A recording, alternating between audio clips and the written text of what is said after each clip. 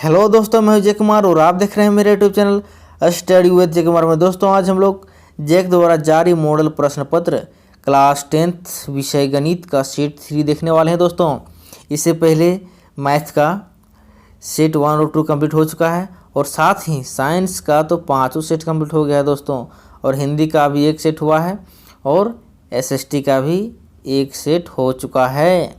तो अगर आपने अभी तक नहीं देखा तो प्लीज़ इस चैनल के प्लेलिस्ट में जाकर देख सकते हैं। सभी वीडियो अपलोड किया गया है, एक अलग प्लेलिस्ट में बना हुआ है, ठीक है। 9th और 10th का साथ में अपलोड हो रहा है और बाकी जो वीडियो बचा हुआ है उसको मैं कोशिश कर रहा हूँ कि जल्दी से जल्दी अपलोड कर दूँ ताकि आपके लिए हेल्पफुल होगा। समय के पहले अपलोड कर दूँ ताकि आपको क्या हो, थोड़ा सा समय मिले, टाइम मिले और अच्छी तरह से आप पढ़ पाएँ, ठीक है।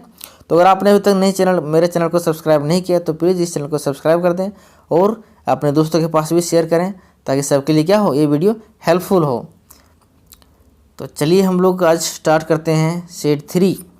तो सेट 3 में भी वही कंडीशन है, सभी कंडीशन एक ही है, ठीक है। 40 क्वेश्चन रहेगा, 40 मार्क्स का और समय 1.5 घंटा का, ठीक है। तो चलिए पहला क्वेश्चन क्या बोलता है। सभी क्वेश्चन एक ही जैसा है दोस्तों, सभी सेट में देख रहे हैं तो एक ही टाइप का क्वेश्चन बार बार आ रहा है। तो इसको क्या करना है, एकदम पानी से पी जाना है ताकि आपको किसी भी तरह से क्वेश्चन पूछे, किसी भी तरह का अभाज्य गुणनखंड पूछे तो आपको टेंशन नहीं लेना है। तो यहाँ पर पूछा है कि 156 का बताइए अभाज्य गुणनखंड के रूप में किस तरह से लिख सकते हैं। तो फटाफट हम लोग क्या करते हैं, उसका एक ही ट्रिक है, 1/6। इसको तुरंत भाग दो, 2 से कितना होता है, 7 × 7 × 14, 8 × 2 = 16, फिर कितना 2 से 2 × 3 = 6, 2 × 9 = 18। अब 2 से तो जाएगा नहीं, 3 से जाएगा, 3 एक बार में, 3 × 3 = 9, 13 बार में कट गया, अब खुद 13 आ गया, ठीक है। मतलब 2 बार आया है, 1 3 बार और 13 आया है। तो यह कौन सा कंडीशन हो जाएगा, 2 2 3 13। तो ऑप्शन नंबर हो जाएगा डी दोस्तों, 1 का हो जाएगा डी, ऑप्शन सही हो जाएगा। अब दूसरा नंबर क्वेश्चन बोलता है कि 96 और 404 का महत्तम समावर्तक 4 दिया हुआ है और उसका एलसीएम निकालो, मतलब लघुत्तम समावर्तक निकालो। तो हम लोग क्या करते हैं, जानते हैं फॉर्मूला कि दो संख्याओं का गुणनफल बराबर क्या होता है, एलसीएम इंटू एचसीएफ की क्या होता है, बराबर होता है दोस्तों। तो आपको क्या करना है, इसी फॉर्मूला में पुट करना है। तो पहला संख्या क्या है, ये संख्या 96 है, ये संख्या क्या है, 404 है। तो उसको क्या करते हैं, उसका एचसीएफ दिया हुआ है केवल 4, एलसीएम निकालना है। तो क्या करेंगे, पहला संख्या 96 है, दूसरी संख्या क्या करते हैं 404 है, ठीक है ना। उसको क्या करते हैं, एचसीएफ 4 दिया हुआ है और उसका एलसीएम निकालना है। तो एलसीएम क्या, दोनों का प्रोडक्ट होता है। तो एलसीएम निकालना है तो क्या करेंगे, 4 से काट देंगे, 4 कितना हो रहा है, 1 0 1, 101 बार में कट गया, बाकी मल्टीप्लाई कर दो। तो 96 गुना 101 कर दो तो कितना आएगा, 101। तो कितना आएगा, 606 हो जाएगा। दूसरा में जो होगा 909 हो जाएगा। इसको जोड़ दो फटाफट, कितना आएगा, 6 हो जाएगा, उसके बाद 9 हो जाएगा, उसके बाद 6 हो जाएगा, 9 हो जाएगा, मतलब 96 आ जाता है, ठीक है। तो कौन सा ऑप्शन है, 96, option number D is right answer. अब एलसीएम पूछा है कि 12, 15 और 21 का एलसीएम निकालो। तो बहुत ही चुटकी में निकालेंगे एलसीएम। अगर आपको अभाज्य गुणनखंड विधि से नहीं आ रहा है तो सीधे क्या कीजिए, भाग दे दीजिए कॉमन लघुत्तम विधि से। तो क्या हो जाएगा, 12, 15 और 21। तो क्या 2 से नहीं जाएगा, 3 से चल जाएगा, 3 चौक 12, 3 5 15, 3 7 21, ठीक है। फिर भी किसी से कट रहा है क्या, किसी से तो कटता हुआ नहीं दिख रहा है। तो क्या हो जाएगा, 7 5 गुना कर दो सभी को, 7 5 35, 35 चौके 4 3 12 इधर हो जा रहा है। तो 35 × 12 कर दो, 35 × 12 क्या होता है, तो हो जाता है यहाँ पर 5 10 के 0, हाथ में 1, 3 6 7, ये तो 5 5 हो जाएगा 3, क्या हो जाएगा 0, 7 5 12 के 2, हाथ में 1, 420 क्या हो जाएगा, 420 कौन सा ऑप्शन है, option number B is right answer. तो चलिए हम लोग अब क्वेश्चन नंबर 4 देखते हैं। 4 में बोल रहा है कि धनात्मक विषम पूर्णांक निम्न में से किस रूप का नहीं है। अब अगर धनात्मक विषम पूर्णांक नहीं होना चाहिए, विषम का मतलब क्या हो गया, जो संख्या अगर हम लोग कोई भी पूर्णांक उसमें रखते हैं क्यू के जगह पर तो वह विषम नहीं देना चाहिए, ठीक है, सम देना चाहिए। तो अगर मान लो क्यू के जगह पर 1 रखते हैं तो 6 × 1 6 + 1 7, मतलब एक विषम दे दिया, ये नहीं होगा। इसमें भी 1 रखते हैं, सबसे सिंपल है कि 1 पुट कर दो, और तो फिर 0 भी पुट कर सकता है, ठीक है ना। पूर्णांक में 0 भी आ जाता है। तो 0 इसमें अगर रखते हैं क्योंकि यहाँ पर तो 3 आता है, ये भी क्या हो जाए, विषम संख्या हो जा रहा है। एक इसमें भी 0 रखते हैं, 7 डी ऑप्शन में, तो ये भी 5 आता है, ये भी विषम संख्या। ऑप्शन नंबर हो जाएगा बी, ताकि इसमें अगर 0 पूरा करते हैं तो मेरा के आंसर क्या मिलेगा, 2 मिलेगा। तो ये 2 हमारा क्या है, सम संख्या है, सम पूर्णांक है, ठीक है। तो 4 का हो जाएगा option number B, right answer. अब 5 में देखते हैं कि एक दिया हुआ है शून्य, क्या शून्य का निकालना है ना, x square minus 5x plus 6 है, इसका शून्य ज्ञात करो। तो हम लोग क्या करेंगे, इसको आराम से तोड़ देते हैं। क्या तोड़ेंगे, तो इसको इसे गुना तोड़ेंगे कि गुना करने पर 6x स्क्वायर आना चाहिए। तो इसको तोड़ते हैं, एक्स स्क्वायर माइनस 5x को क्या लिखेंगे, 3x माइनस 2x, क्या कि इसको गुना करो तो 6x स्क्वायर भी आता है, लेकिन जोड़ेंगे तो क्या हो जाएगा, माइनस 5x भी आएगा, प्लस में 6। अब क्या करें, x इसमें कॉमन लेंगे तो क्या हो जाएगा, x माइनस 3। अब यहाँ पर माइनस 2 कॉमन लेंगे तो x माइनस 3 हो जाएगा। अब x माइनस 2 और इधर x माइनस 3 हो गया, मतलब x माइनस 2 और x माइनस 3 किसका है, तो x बराबर क्या निकलेगा यहाँ पर 2 और x बराबर 3, 2 3 किसका ऑप्शन है, सही हो जाएगा 2 3 ऑप्शन नंबर 5 का सी, ठीक है।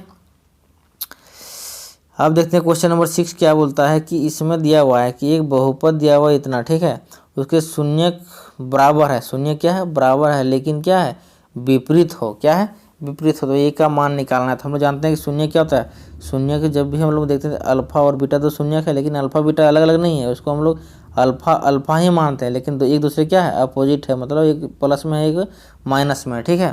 तो हम लोग पहले क्या निकालते हैं कि इसका ए निकालने बोल रहा है, तो ये कहाँ पर है, यहाँ पर स्थान, इस स्थान पर बी पर है। तो हम लोग किस अल्फा प्लस बीटा लगाएंगे कि अल्फा इंटू बीटा लगाएंगे, वो तो हमको सोचना पड़ेगा, ठीक है। तो जब माइनस बी बाई ए होता है एक फॉर्मूला, ठीक है, वह किसका होता है, तो वह होता है अल्फा प्लस बीटा का। तो बीटा हमारा क्या है, माइनस अल्फा ही है, तो माइनस अल्फा ही इसको ले लेते हैं, ठीक है। क्या कि माइनस अल्फा इसलिए लिए कि दोनों का क्या है, एक ही शून्यक है, बराबर है, लेकिन उसका साइन केवल अलग अलग है, ठीक है। तो माइनस अल्फा प्लस अल्फा खत्म हो जाएगा, यहाँ पर 0 बराबर क्या हो जाएगा, माइनस बी बाय ए हो जाएगा। तो यहाँ पर बी का दोस्तों, बी की जगह पर क्या है, ये है, तो यहाँ पर हम लोग क्या करेंगे, पुट करके यहाँ पर ये लिख सकते हैं, ठीक है, मैं हो जाएगा माइनस ए बाय ए। तो क्या होगा, ये की जगह पर क्या है, 1 है, तो यहाँ पर ये की जगह पर क्या लिखाएगा, 1 लिखाएगा, ठीक है। तो क्या हो जाएगा, ए बराबर 0, क्या हो जाएगा 0। तो यहाँ पर देखो अल्फा प्लस बीटा का फॉर्मूला लगाएं पहले बात, उसके बाद माइनस बी बाई ए होता है। तो बी की जगह पर क्या है, यहाँ पर ए है, तो यहाँ पर ए बैठा दिए, और बी ए की जगह पर क्या है, यहाँ पर 1 है, तो 1 लिख दिए। और उसको क्या कर दिए, माइनस प्लस कट गया, तो यहाँ पर 0 बचा था, तो 0 ए बराबर 0 ही आएगा, क्योंकि 0 हो गया, गुना इधर के 0 हो जाएगा। तो ए बराबर 0 कौन सा है, तो हो जाएगा 6 का डी ऑप्शन सी हो जाएगा, ठीक है, 0 हो जाएगा। अब देखते हैं क्वेश्चन नंबर 7 में क्या बोलता है। इसमें बोल रहा है कि px का शून्य ज्ञात कीजिए बहुपद में, ठीक है।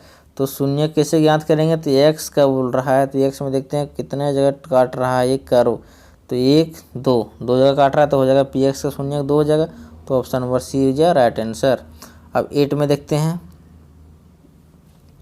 अब इसमें क्या बोलता है कि समीकरण युग्म दिया हुआ है इतना, a1 x plus b1 y plus c1 बराबर 0, a2 x plus b2 y plus c2 equal to इतना दिया हुआ 0, ठीक है। तो अब कंडीशन बोल रहा है कि अगर a1 बटा a2 बराबर नहीं है b1 बटा b2 का, तो बताइए वह युग्म किस तरह का युग्म होगा, मतलब उसका हल किस तरह से होगा, ठीक है, उस युग्म का। तो जानते हैं दोस्तों, यार जब दोनों बराबर नहीं होता है a1 बटा a2 b1 बटा नॉट इक्वल टू b2, तब उसको होता है, क्या होता है, प्रतिच्छेदी। क्या होता है, प्रतिच्छेदी रेखा को बोल रहा है। प्रतिच्छेदी मतलब इस तरह से प्रतिच्छेद कर रहा है, तो जहाँ प्रतिच्छेद करेगा वहीं पर केवल उसका हल निकलेगा, मतलब एक ही जगह प्रतिच्छेद करेगा तो उसका यह हल एक ही होगा। तो इसलिए क्या हो जाएगा, अद्वितीय हल होगा, क्या होगा, अद्वितीय हल, ठीक है, एक हल होगा, हो जाएगा 8 का ए। अब 9 में बोलता है कि 2x प्लस 3y बराबर 5 है, साथ ही 4x प्लस 6 बराबर 15 है, तो उसके कितने हल है, तो किस तरह का हल उसका है, ठीक है। तो हम लोग देखते हैं a1/2 फटाफट, जब भी इस तरह का पूछेगा हल वगैरह कितना है, किस तरह से है उसका युग रेखा किस तरह से संगत है या संगत है, तो सबसे पहले हम लोग क्या करना है, a1/2 b1/2 c1/c2 निकाल के रख देना है, ठीक है, उसी से सारा सोल्यूशन हो जाएगा। तो यहाँ पर देखते हैं a1 मेरा क्या है, a1 मेरा 2 है, ठीक है, a2 इसमें है, a2 मेरा 4 है, बराबर क्या है, b1 मेरा है 3 है यहाँ पर देखो, और B2 मेरा क्या है 6 है, 6 बिठा दिए। ये क्या है, इसको एक बार में दो बार में 1/2 आ गया, यहाँ भी 1/2, ठीक है। और साथ ही क्या है यहाँ पर C1/C2 मतलब यहाँ पर 5 है, 5 या 15 मतलब अरे यहाँ पर 15 है ना, तो 1/3 यहाँ पर आ गया। ये तो गलत है, मतलब गलत कहते हैं, मतलब क्या ये बराबर नहीं है, ठीक है। केवल 2 ही बराबर है। जब C1/C2 बराबर नहीं होता है तो हम लोग क्या करते हैं, तो वह रेखाएं क्या होता है, समांतर होता है। क्या होता है, जब समांतर जाता है तो वह C1/C2 बराबर नहीं होता है। जब C1/C2 बराबर नहीं होता है तो कौन सा हल होता है, उसका हो जाएगा हल कोई हल नहीं। जब कटेगा ही नहीं या तो मिलेगा ही नहीं रेखा, तो हल कहाँ से देगा, बात ये भी है कि नहीं। इसलिए समांतर है। जब इसमें समांतर का कंडीशन क्या है कि वह C1 और C2 इक्वल नहीं होगा, तो वही है समांतर का कंडीशन। 9 का C हो जाएगा। अब 10 में देखते हैं, 10 में क्या बोल रहा है कि अधिरेखिक समीकरण युग्म असंगत है। अगर मान लो रेखिक समीकरण का युग्म मतलब 2 समीकरण दिया हुआ, उसका युग्म असंगत है, तो उनके द्वारा निरूपित रेखाएं, उसके द्वारा अगर निरूपित रेखाएं किस तरह से होगी, तो हम लोग जानते हैं दोस्तों असंगत बोल रहा है कि संगत कौन है, काट रहा है, और तो फिर एक ही लाइन में गुजरेगा, वो हो गया संगत। मतलब एक साथ में जब रेखाएं कहीं ना कहीं मिलना चाहिए तो हो गया संगत, ठीक है। अब यह संगत बोल देता है तो वह एक ही कंडीशन उसका है कि वह समांतर होगा, तभी वह नहीं मिल पाएगा एक दूसरे से, तब हो गया वह समांतर रेखाएं। क्या हो जाएगा, समांतर रेखाएं, ठीक है। तो समांतर रेखाएं कौन सा ऑप्शन है, 10 का ए, यह असंगत है। बाकी सभी क्या है, प्रतिच्छेदी और समपाती, और ये सब क्या है, संगत है, ठीक है। 10 का ये हो जाएगा सही आंसर। 11 बोल रहा है कि एक समीकरण दिया हुआ है 5x - 3y = 8 और 3x + 2y = 1, तो उसका हल क्या, मतलब x और y का मान निकालना है, ठीक है। तो क्या हम लोग मान तो यहाँ निकालेंगे नहीं, सबसे पहले हम बताए हैं, पहले ही सेट से बताते आ रहे हैं कि आंसर से ही पुट करो क्वेश्चन में। तो अगर जो आंसर सही हो गया समझ लो वह सही हो गया, मतलब बायां तरफ पुट करो x y का मान और उसके बराबर देखो कि दायां तरफ आ रहा है या नहीं आ रहा है। तो पहला ये वाला पुट करते हैं, x के यहाँ पर ये रखो, तो क्या हो जाएगा 5 हो जाएगा। उसके बाद -1 है y बराबर ना, तो माइनस माइनस प्लस हो जाएगा और 3 हो जाएगा, 5 3 8 हुआ। तो ये हमारा ऑप्शन नंबर ए में तो मेहनत करने का जरूरत ही नहीं पड़ा, ऑप्शन यही मेरा करेक्ट हो गया। लेकिन ये इसी में हंसना नहीं है, इसको क्या करना है, समीकरण 2 में ही बैठा के देखना है इसी एक्स वाई का मान को। तो यहाँ पर बैठाएंगे 2 में क्या होगा, 3 × 1 3 हो जाएगा, माइनस देखो -1 बैठाएंगे तो -2 हो जाएगा बराबर 1। ये भी कंडीशन को क्या कर दिया, सेटिस्फाई कर दिया, तो हो जाएगा ऑप्शन नंबर ये इज राइट आंसर 11 का। 12 में देखते हैं कि रैखिक समीकरण युग्म जिसका कोई हल नहीं होता क्या कहलाता है। जिसका कोई नहीं हल होता है मतलब वह समांतर रेखा, तो समांतर रेखा क्या होता है, असंगत होता है, तो वह असंगत होता है। बाकी सब क्या, संपाती संगत, ये सभी क्या है, हल देता है। तो हो जाएगा option number B is right answer 12 का बी। 13 में बोल रहा है कि समीकरण युग्म दिया हुआ है x + y = 7 और x - y = 1 होना चाहिए। तो हम लोग क्या करना है, इस जो पॉइंट दिया हुआ इस पॉइंट से हम लोग चेक करेंगे। तो पहला जो आगे वो x का है, पीछे है y का, ठीक है। देखो पहले x + y है, तो मतलब x और y को जोड़ने पर हमको 7 आना चाहिए। तो पहला में अगर 2 + 2 करते हैं 7 आता ही नहीं है, और 2 - 1 करेंगे तो और 7 नहीं आएगा, और 4 + 3 करते तो 7 आता है। तो मतलब ये कंडीशन को सेटिस्फाई कर गया। लेकिन उसका डिफरेंस एक आता है क्या, 4 - 3 भी क्या आता है, 1 आता है। मतलब ये भी क्या, समीकरण 2 को सेटिस्फाई कर दिया, आने की 13 का हो जाएगा option number C is right answer. कहीं भी किसी तरह का कोई दिक्कत होगा तो प्लीज़ इस कमेंट बॉक्स में कमेंट कर सकते हैं। अगर आपको यहाँ पर स्क्रीन में समझना तो आपको हम क्या करेंगे कि बोर्ड के माध्यम से भी समझा सकते हैं, ठीक है। लेकिन समय की बचत और आपका भी समय बचत होगा, इसीलिए हम क्या कर रहे हैं, फटाफट स्क्रीन में सॉल्व करते हुए जा रहे हैं। क्योंकि यहाँ पर ऑप्शन वाला टिक लगाना है, तो उतना डिटेल से आपको क्या करना है, बनाने की ज़रूरत नहीं है। अब 14 में देखते हैं कि निम्नलिखित में से कौन द्विघात समीकरण है। तो दोस्तों हम बताए थे कि अगर बराबर के दोनों तरफ अगर x² का टर्म आ रहा है तो समझ लो वह द्विघात समीकरण होगा ही नहीं होगा, जिसमें एक टर्म या तो बाएं तरफ होना चाहिए या तो दाएं तरफ ही होना चाहिए, तो वह द्विघात समीकरण के रूप में होगा। तो यहाँ पर देखो x + y का होल स्क्वायर, इसमें तो क्या निकलेगा, इधर x² निकल जाएगा लेकिन इधर नहीं होगा, तो हमारा ऑप्शन नंबर यहीं से है। देखो इसमें भी क्या है, इसमें क्यूब हो जा रहा है, तो ये होगा नहीं, इसमें भी स्क्वायर आएगा तो ये होगा नहीं, कट जाएगा। तो ऑप्शन नंबर ये हो जाएगा, सही आंसर हो जाएगा।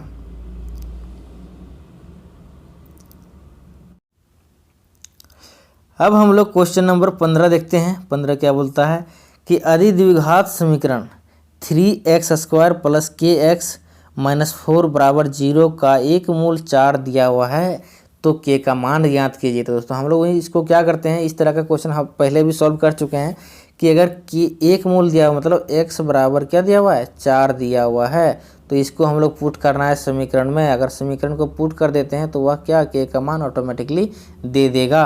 तो देखते हैं क्या होता है x का मान पुट करने पर। तो यहाँ पर देखो क्या हो जाएगा 3 इंटू 4 का स्क्वायर मतलब 4 का 16 हो जाएगा, प्लस में हो जाएगा k इंटू 4 बराबर 0। जहाँ जहाँ x होगा वहाँ क्या बैठाएंगे 4 बैठाएंगे, तो 16 48 हो जाएगा। और इसको इधर करते हैं तो क्या हो जाएगा -4k हो जाएगा। आपका 4 4 कट जाएगा, 4 एकम 4 4 2 8 12 चौक 48 मतलब k बराबर -12 हो जाएगा। ये माइनस इधर आ जाएगा तो k बराबर -12 कहाँ ऑप्शन हो जाएगा, option number B is right answer, 15 का बी हो जाएगा। अब 16 नंबर में देखते हैं कि वह द्विघात समीकरण जिसके मूल 2 और -2 हो तो वह निम्नलिखित में से कौन सा समीकरण बनाएगा। अगर मूल दिया हुआ है तो हम लोग देखते हैं कि अगर x बराबर क्या दिया हुआ है 2 और -2 दिया हुआ है, तो हम लोग क्या करेंगे x -2 होगा और इसका हो जाएगा गुणनखंड के रूप में x + 2 होगा, तभी तो वह इस फॉर्म में दिया था।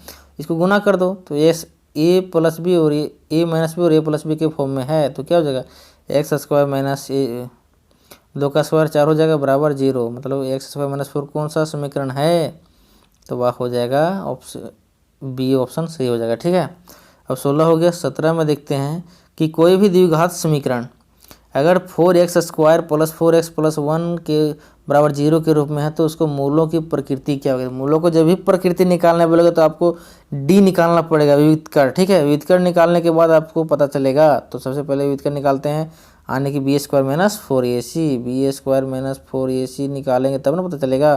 तो यहाँ पर क्या है b की जगह पर 4 का स्क्वायर होने की 16 हो जाएगा -4। ए क्या है, ए भी 4 है, सी क्या है 1 है, तो क्या हो जाएगा 16 - 16 बराबर 0। देखो भाई डी बराबर क्या आ गया 0 आ गया। तो जब 0 आता है तब क्या होता है, मूलों की प्रकृति में वास्तविक और समान रहता है, समान मूल देता है।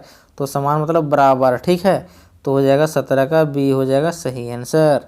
अब 18 में बोल रहा है कि द्विघात समीकरण दिया हुआ है 2x² - 4x + 3 बराबर 0, तो उसका विविधकर क्या होगा। तभी जस्ट हम लोग निकालें, वही फॉर्मूला से निकालेंगे।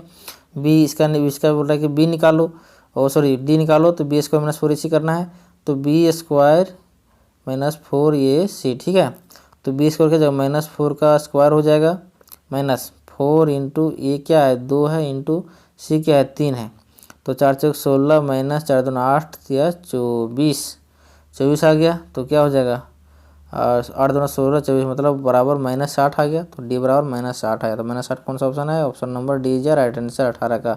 अब 19 में देखते हैं, 19 क्या बोल रहा है कि अधिद्विघात समीकरण ax² - 4x प्लस k के रूप में है, तो उसका क्या बोल रहा है कि समान मूल है तो a का मान ज्ञात करो। a का मान ज्ञात करना है, समान मूल है तो a का मान ज्ञात करना है। मतलब समान मूल किसका होता है, जब d बराबर 0 होता है, जिसका विविधकर 0 होता है उसका समान मूल होता है। तो उसके माध्यम से हम लोग क्या करेंगे a का मान निकालेंगे। देखते हैं कैसे निकालते हैं। तो b² - 4ac बराबर 0 हो जाएगा। तो b क्या है मेरा, यहाँ पर मिट गया, तो हो जाएगा b यहाँ पर है तो मतलब -4 का स्क्वायर -4, ए क्या है ए है, सी क्या है 1 है, बराबर 0। 0 इसलिए लिखेंगे क्योंकि वह समान मूल बता दिया। ठीक है, तो हो जाएगा 4 चौक 16 -4a बराबर 0। तो मतलब इसको इधर दाहिना तरफ ले जाएंगे तो क्या हो जाएगा 16 बराबर 4a, मतलब 4 चौक 4 चौक 16, ए बराबर 4 आ गया। तो कौन सा ऑप्शन सही है, 4 किस में है, 19 का हो जाएगा डी। ठीक है, अब 20 नंबर बोलता है कि इसको सॉल्व करके मूल ज्ञात कीजिए। मतलब x का 2 मूल देगा ना समीकरण को, द्विघात समीकरण को हल करने के बाद। तो उसको हल करते हैं, तो इसको तोड़ो पहले बढ़िया से, तो हो जाएगा x², इसको तोड़ते हैं तो क्या हो जाएगा -x और -2x के रूप में तोड़ दिए, प्लस में 2 हो गया बराबर। तो क्या हो जाएगा x इसमें कॉमन लेंगे तो x - 1 बचेगा, यहाँ पर -2 कॉमन लेंगे तो यहाँ पर x - 1 बचेगा। तो क्या हो जाएगा x - 1 और x - 2 आने की x बराबर 1 और 2 हो जाएगा। ठीक है, 1 और 2 डी नंबर, सभी का डी ही ऑप्शन मिल रहा है दोस्तों। अब देखते हैं 21 नंबर क्या बोलता है। 21 नंबर बोल रहा है कि इसमें एक एपी दिया हुआ है, उसका ये पद प्रथम पद और डी निकालो सार्वंतर डी। ठीक है, तो पहला पद क्या हो जाता है, जो शुरू में वो पहला पद हो गया, डी निकालेंगे केवल, डी क्या हो जाएगा 1/2 माइनस 3/2, तो 2 एलसीएम ले लेंगे बस, 1 माइनस क्या हो जाएगा 3 बराबर क्या हो गया -2/2, यानी कि कटेंगे तो क्या हो जाएगा -1 हो जाएगा दोस्तों, -1 हो जाएगा। ठीक है, तो -1 क्या हो जाएगा, इसमें -1 हो जाएगा। ठीक है, तो -1 इसमें हो गया, कौन सा ऑप्शन सही है देखते हैं।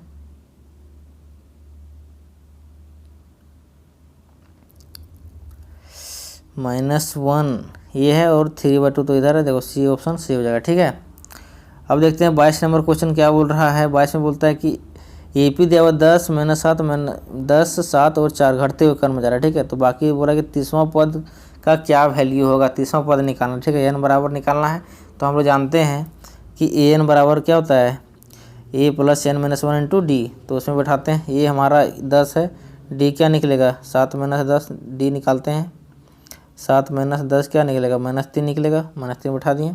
अब लोग 30वां पद निकालेंगे, ये 30। ठीक है, एन बराबर 30 निकालेंगे, तो ये एन बराबर क्या हो जाएगा, ये हो गया 10 प्लस एन हो गया 10 माइनस 1, और सॉरी 30 है ना, तो हम लोग 30 लिखेंगे। ए एन बराबर क्या हो जाएगा 10 प्लस एन हो जाएगा मेरा 30 माइनस 1 इंटू डी हो गया -3 आ गया। ठीक है, अब क्या करेंगे, 10 हो जाएगा यहाँ पर प्लस हो जाएगा 29 गुने -3 बराबर क्या हो जाएगा, निकालो फटाफट, 10 माइनस में देगा 9 3 27 के 7, हाथ में 2 और 3 दूना 6 और 7 8 हो गया -87। ठीक है, अब -87 में 10 जोड़ देंगे तो क्या हो जाएगा -77 आएगा। तो -77 कौन सा ऑप्शन है, तो ऑप्शन नंबर बी है राइट आंसर। चलिए दोस्तों, अब हम लोग हल करते हैं 23 में। 23 क्या बोलता है कि एक एपी दिया हुआ है 5 7 9 11, उसमें बोला कौन सा पद हो जाएगा 27, तो एन निकालना है, उसमें एन दिया हुआ है, एन निकालना है। ठीक है, तो यहाँ पर हम लोग फटाफट फॉर्मूला बैठाते हैं। ए एन बराबर क्या है, ए एन बराबर होता है A plus N minus 1 into D होता है। ठीक है ना, इसमें बैठाते हैं हम लोग, तो एन मेरा 27 है, 27 लिख दिए। अब बराबर क्या होता है ए, तो ये मेरा 5 है प्लस एन निकालना है, n-1 इंटू डी क्या हो जाएगा, डी हो जाएगा 5। इसको 7 - 5 करेंगे तो 7 - 5 बराबर 2 हो जाएगा, मतलब 2 हो गया। ठीक है, अब क्या हो जाएगा, इसको इधर करते हैं तो 27 - 5 हो जाएगा, तो क्या बचेगा, इसको इधर लाते हैं तो बचेगा 22 बराबर, अब इसको 2 इधर भाग कर देंगे तो क्या हो जाएगा n-1। अब 11 बार में कट गया, मतलब n बराबर 12 आएगा, क्या आएगा 12। ठीक है, 12 लेते हैं, कौन सा ऑप्शन सही है, 12 is right answer, option number A. अब 23 हो गया। 24 नंबर देखते हैं, 24 नंबर क्या बोल रहा है, इसमें एपी क्या बोल रहा है, प्रथम 22 पदों का योग, 22 पद को जोड़ने पर। ठीक है, एन दिया हुआ है, तो हमको निकालना है प्रथम 22 पदों का योग। ठीक है, तो सबसे पहले हम लोग क्या करते हैं, फॉर्मूला डायरेक्ट बैठा देते हैं।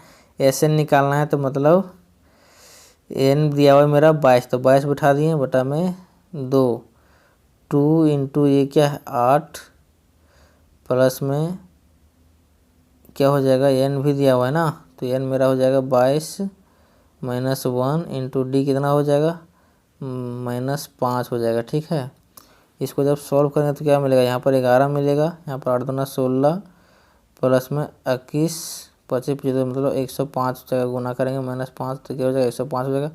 11 16 माइनस 105 क्या हो जाएगा यहाँ पर, तो हो जाएगा यहाँ पर, इसको मतलब सॉल्व करने पर क्या आएगा, 11 गुने हो जाएगा 91 -91। ठीक है, ओ सॉरी यहाँ पर तो 10 है ना, तो माइनस हो जाएगा, यहाँ पर क्या घटाएंगे तो हो जाएगा यहाँ पर 10।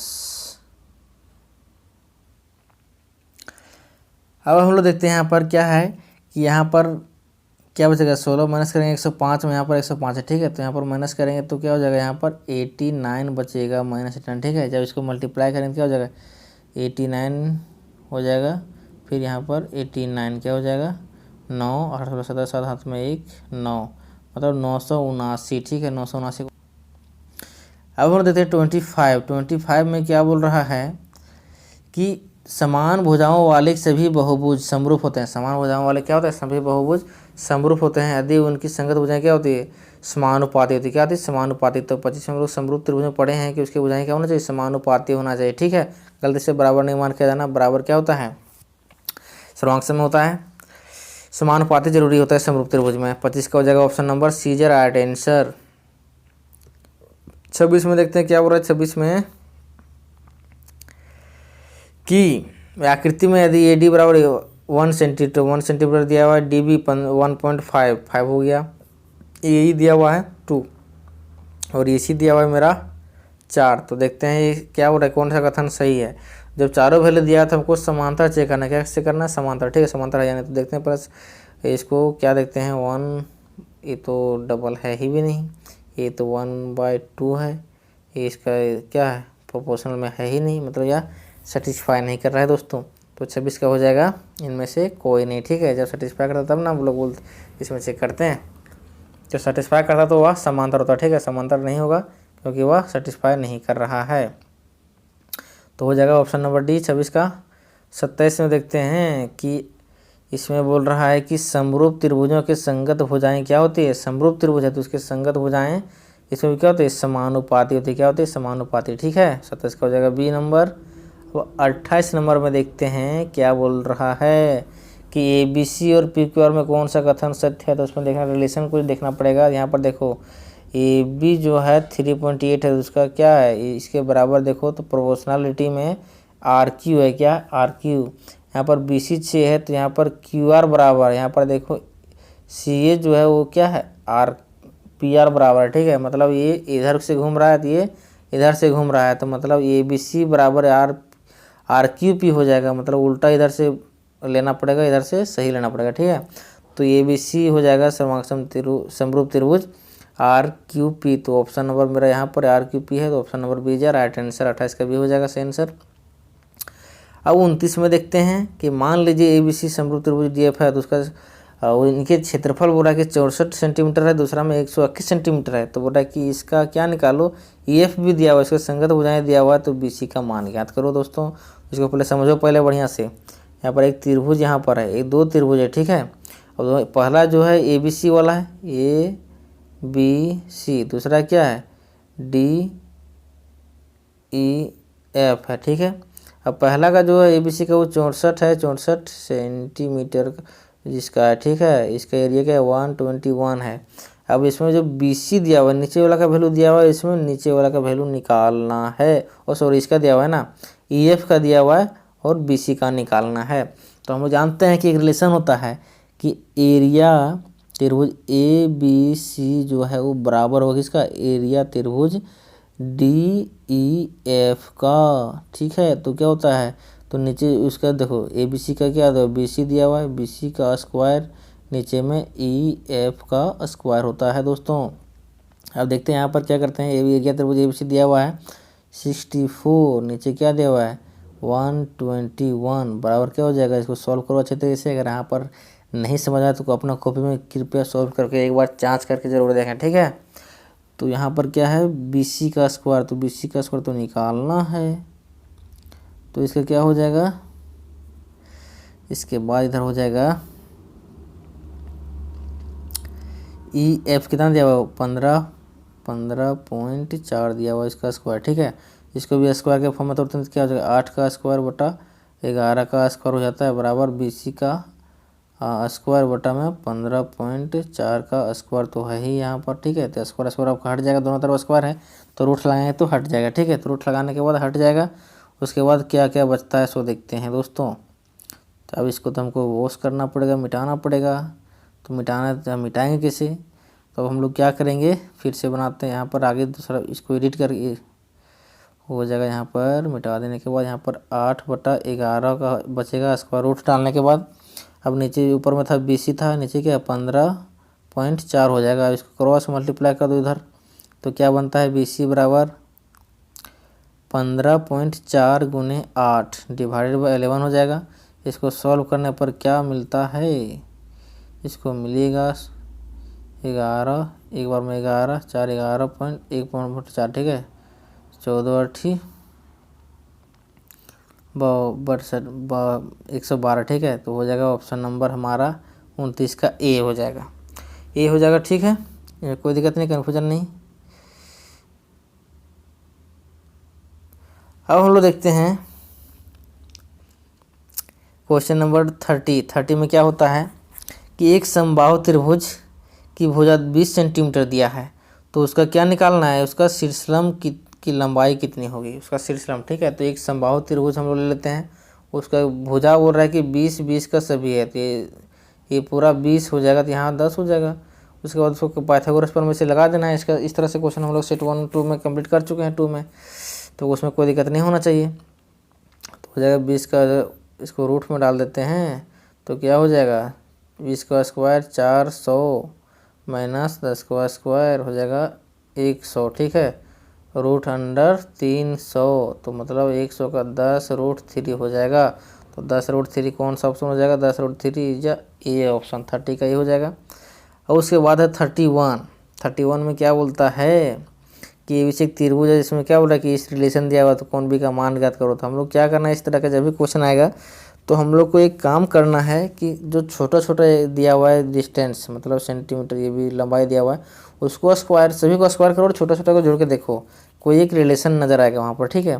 तो 12 का 144 हो जाएगा, 13 का 169 हो जाएगा, 5 5 25 होगा। तो क्या करो, ये छोटा छोटा इसको जोड़ो, दोनों का देखो, दोनों 169 के बराबर हो जाएगा ठीक है। मतलब AC के स्क्वायर हो जा रहा है AB स्क्वायर प्लस BC के स्क्वायर के बराबर, मतलब ये रिलेशन आ रहा है।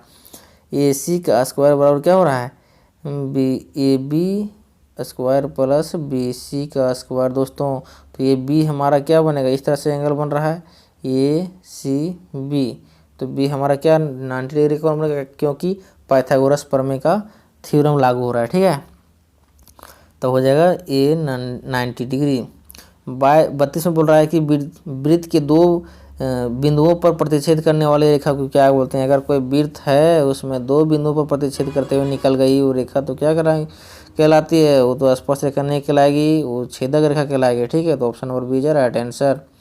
अब 33 नंबर बोलता है कि एक 10 सेंटीमीटर त्रिज्या वाले क्या है, एक वृत्त की 2 समांतर स्पर्श रेखाओं के बीच की दूरी क्या होगी। तो इसको समझो, पहले एक वृत्त हो गया, उसमें 2 समांतर स्पर्श रेखा हो, यहाँ पर स्पर्श रेखा गलत हो गया, स्पर्श रेखा हो गई जो गुजर रही ठीक है। अब उसका त्रिज्या बोल रहा है कि 10 है, तो इधर भी त्रिज्या, ये भी तो त्रिज्या है, तो ये भी 10 बढ़ जाएगा, तो दोनों के बीच की दूरी क्या हो जाएगा, 82 हो जाएगा। तो 10 10 20 हो जाएगा, तो 20 सेंटीमीटर कौन सा हो जाएगा, option number B is right answer. तो हम लोग देखते हैं क्वेश्चन नंबर 34 में बोल रहा है कि P से O केंद्र वाले वृत्त पर PA और PB 2 स्पर्श रेखाएं परस्पर 80 डिग्री का कोण बना रही है, झुकी हुई है। तो PO ये निकालने बोल रहा है। तो देखते हैं हम लोग फटाफट इसका एक चित्र छापते हैं। एक वृत्त है, उस वृत्त में क्या एक बिंदु यहाँ पर है, दोनों क्या स्पर्श रेखा खींचा गया है, कहाँ पर P पर, ये हो गया यहाँ पर B हो गया ठीक है। तो सेंटर से यहाँ पर लंब खींचेंगे, यहाँ पर भी लंब खींचेंगे। तो ये क्या बोल रहा है कि यहाँ पर 80 डिग्री का कोण बना रहा है। तो हम लोग यहाँ देख रहे हैं कि यहाँ लंब खींचा, तो यहाँ पर भी 90 डिग्री का कोण बन गया, यहाँ पर भी 90 डिग्री का कोण बन गया ठीक है। तो हमको पूछा है कि POA मतलब यहाँ ऊपर वाला कोण पूछ रहा है, यहाँ से लेके यहाँ तक अगर हमारा पूरा कोण निकल जाएगा तो उसका आधा कर देंगे तो हो जाएगा, ऊपर वाला कोण निकल जाएगा, क्यों, ये एंगल को 2 भाग में बांट देगा। तो हम लोग पहले इस पूरा बड़ा कोण का मान निकाल लेंगे। तो क्या हो जाएगा, यहाँ पर सबको जोड़ते हैं, 90 90 180 और 80 क्या हो जाएगा 260 हो जाएगा। 260 को अगर 360 से माइनस करते हैं तो क्या हो जाएगा 100 डिग्री बचेगा। अब टोटल यहाँ पर एंगल बना 100 का, तो उसको क्या कर आधा पूछ रहा है, तो आधा क्या 100 का आधा 2 से भाग कर देंगे, तो 100 का आधा क्या हो जाएगा 50 एंगल हो जाएगा उसका 50 डिग्री। तो हो जाएगा उसका एंगल नंबर ए सही आंसर 50। 34 से बोलता है कि किसी वृत्त के एक दिए गए बिंदु पर, मतलब किसी वृत्त है एक बिंदु पर दिए गए कितनी स्पर्श रेखाएं खींची जा सकती है, एक बिंदु पर एक ही स्पर्श रेखा खिंचाता है दोस्तों। 35 का हो जाएगा ए। 36 में बोल रहा है कि 90 डिग्री केंद्रीय कोण बना रहा है और R त्रिज्या वाले त्रिज्याखंड का क्षेत्रफल क्या हो जाएगा। तो त्रिज्याखंड का क्षेत्रफल हम लोग जानते हैं दोस्तों, अगर एंगल 90 डिग्री बना रहे तो क्षेत्रफल बोल रहा है, तो पाई आर स्क्वायर तो क्षेत्रफल का हो गया। अब बोल रहा है कि 90 डिग्री तो 90 हो जाएगा बटा 360, तो कट गया 9 चौक 36, मतलब पाई आर स्क्वायर बटा 4। कौन सा ऑप्शन से हो जाएगा, ये हो जाएगा बी ऑप्शन से हो जाएगा 37 का। 37 में देखते हैं, अब 37 में क्या बोलता है कि एक वृत्त की त्रिज्या दिया हुआ है कि 7 सेंटीमीटर, और बोला कि तो सबसे बड़ी जीवा का मान ज्ञात करना है। अब वृत्त का एक वृत्त है, उसका त्रिज्या दिया हुआ है 7, तो अब मान लो जीवा बोल रहा है सबसे बड़ी जीवा कौन 82 होता है, यहाँ पर भी 7 यहाँ पर भी 7, जोड़ देंगे तो क्या हो जाएगा 14 हो जाएगा, यानी कि 14 सेंटीमीटर। तो हो जाएगा वृत्त का सबसे बड़ी जीवा का मान 14 सेंटीमीटर, जो ऑप्शन डी में है। तो 37 का डी हो जाएगा। अब 38 में बोल रहा है कि 14 सेंटीमीटर त्रिज्या वाले एक वृत्त के चाप की लंबाई क्या होगी, जो क्या है केंद्र पर 90 डिग्री कोण अंतरित कर रही है। तो हो जाएगा उसका जो चाप बोल रहा है कि मान लो एक वृत्त है, यहाँ पर क्या 90 डिग्री बना रहा है, तो यह एक चाप का पूछ रहा है। तो उसका फॉर्मूला होता है परिधि की, जब ये इस साइड की बात करता है कोण पूरा साइड एक की, तो वह परिधि निकालने बोलता है। तो 2 इंटू पाई का मान क्या हो गया 22/7 इंटू आर क्या हो गया 14 हो गया, और उसके साथ में क्या करना है 90/360, ठीक है। तब क्या हो जाएगा, यहाँ पर 0 0 कट गया, 9 चौक 36 4 हो गया। अब यहाँ पर क्या घटेगा, तो अब 7 दूना 14, ठीक है, 2 दूनी 4, 2 2 खत्म कहानी हो गया, बचेगा 22, क्या बचा 22। तो 22 सेंटीमीटर स्क्वायर कौन सा ऑप्शन हो जाएगा, अगर परिधि बोला ना तो 22 ही हो जाएगा, सेंटीमीटर नहीं है, तो हो जाएगा option number C is right answer. 39 में देखते हैं, बोला कि 10 सेंटीमीटर त्रिज्या वाले वृत्त की कोई जीवा केंद्र पर समकोण अंतरित करती है, तो उसका क्या करना है दीर्घ त्रिज्याखंड निकालना है। तो सबसे पहले एक फिगर के माध्यम से समझेंगे कि ये क्या है, एक जीवा है जो केंद्र पर क्या 90 डिग्री पर कोण अंतरित कर रहा है, मतलब ये क्या पूरा इधर कवर कर दिया 90 डिग्री। तो अब बाहर का ये पूछ रहा है बड़ा त्रिज्या दीर्घ त्रिज्याखंड, ठीक है। तो अब यहाँ 90 हुए, इधर कितना बचा एंगल 270 डिग्री एंगल बचा। अब इसके माध्यम से हम लोग निकाल सकते हैं। तो क्षेत्रफल बोला है तो 22 अच्छा पाई आर स्क्वायर इंटू थीटा के जगह पर क्या लेना है थीटा बटा 360 तो होता है फॉर्मूला, लेकिन यहाँ पर पाई के जगह पर 3.14 लेना है, इंटू आर कितना हो गया आर 10 गुने 10 हो जाएगा, साथ ही गुना क्या करना है थीटा के 270 बटा 360 लेना है, क्या कि यहाँ पर बड़ा कौन बोला है ना, तो बड़ा साइड में मान लो छोटा इधर 90 डिग्री बनाना था, बचा क्या 270 ही बचा था, तो कट गया यहाँ पर। तो 9 क्या 3 9 27 और यहाँ पर 3 9 चौक 36, ठीक है, तो ये कट गया। अब इसको क्या करेंगे 3 इसको मल्टीप्लाई करते हैं, अब क्या हो जाएगा 3100 314 हो जाएगा, बटा में 4 से गुना 3 है यहाँ पर ना, और बटा में 4 है, ठीक है। इसको भागा देंगे तो क्या हो जाएगा 4 7 28, यहाँ पर 2 3 34 4 8 32, ठीक है, मतलब 2 पॉइंट क्या हो 0 2 4 5 20 मतलब 78.5, तो क्या हो जाएगा 5 या 15 के 5 हाथ में 1 और 8 5 40 40 और क्या होता है 43 और 5 45, तो ऑप्शन नंबर हमारा गुना करने के बाद मिलेगा 235 पॉइंट कुछ समथिंग आता है, ठीक है। तो ऑप्शन 39 का ये हो जाएगा। और 40 में थोड़ा सा यहाँ पर स्क्रीन छोटा हो जा रहा है, इसलिए हम थोड़ा मल्टीप्लाई में करने में इसमें थोड़ा दिक्कत हो रही है। तो आप क्या करना है, आपको अच्छी तरह से बनाना है, हम केवल फॉर्मूला तो बता ही दे रहे हैं, उसको क्या करना है आपको सॉल्व करना है। अब 40 में बोलता है कि एक घोड़ा जो है एक वर्गाकार मैदान कोने में 7 मीटर लंबी रस्सी से क्या है बांधा गया, ठीक है। तो उस भाग का क्षेत्रफल क्या होगा जहाँ पर घोड़ा घास चर सकता है, तो यह एक वर्ग है। अब इसमें एक कोना मान लो बांध दिया है 7 मीटर के एक रस्सी में, ठीक है, 7 मीटर यहाँ पर मान लो है, तो यह इतना ही एरिया में खा सकता है ना, तो इतने एरिया में खाएगा तो यहाँ पर क्या हो जाएगा 90 डिग्री का एंगल बन रहा है, साथ ही एक चतुर्थांश का काम कर रहा है, एक चतुर्थांश ही खा रहा है। तो उसको जब हम लोग सॉल्व करें तो क्या हो जाएगा एरिया निकालने का हो जाता है पाई आर स्क्वायर, तो 22/7 इंटू 7 गुने 7 साथ ही एरिया 90 एंगल बना रहा है, 360 का पूरा था। ठीक है, तो 9 चौक 36 4 बन रहा है।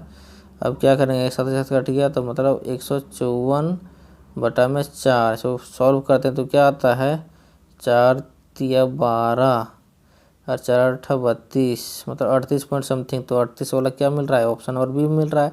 इसके साथ ही क्या होगा, 40 का बी ऑप्शन सही हुआ।